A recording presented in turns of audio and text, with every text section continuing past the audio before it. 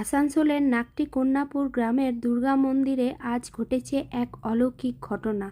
দূর দূরান্ত থেকে সবাই ছুটে আসছে এই ঘটনা দেখার জন্য।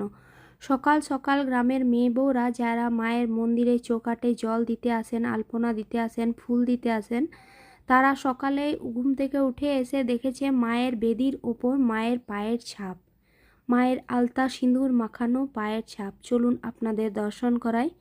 এই যে সেই বেদি, এই বেদির উপরে রয়েছে মায়ের চরণ। এই যে মায়ের পায়ের ছাপ, সিঁদুর মাখানো, আলতা মাখানো, মা যেন বেদির ওপর দিয়ে হাঁটা চলা করেছেন।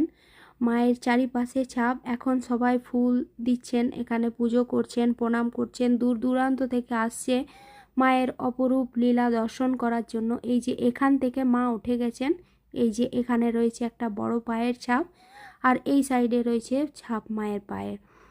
তো এইটা হচ্ছে একটা অলৌকিক ঘটনা।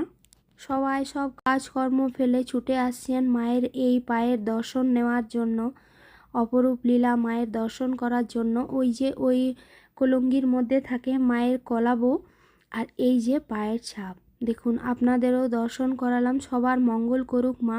মা আমাদের বিপদ তারিণী। এমনি মা আমাদের খুব জাগ্রত। মায়ের প্রতিমা হয় বড় করে, মায়ের 4 দিন পুজো হয়। পুজোর ভিডিও আপনাদের আগেই আমি শেয়ার করে চলেছি। এই দেখুন মায়ের পায়ের ছাপ, খুব অলৌকিক দৃশ্য। আবার সবাই গ্রামের বড়রা মিলে এখানে কথা হচ্ছে, হোম যজ্ঞ হবে, মায়ের আবার পুজো অর্চনা হবে। হয়তো মূর্তি করে নয়, তবে বড় করে অনেক বড় ঢাক ঢোল বাজিয়ে মায়ের আবার পুজো করা হবে। জয় মা। মা সবার মঙ্গল করুক মা। এই বেদিতে চাপা তো দূরের কথা, আমরা কেউ এই বেদি ছুঁয়েও প্রণাম করি না, দূরে থেকে মায়ের প্রণাম করা হয়। মন্দির তালা খুলেই দেখা হয় এই দৃশ্য। সবাই ভিডিওটা শেয়ার করবেন। জয় মা, জয় মা দুর্গা।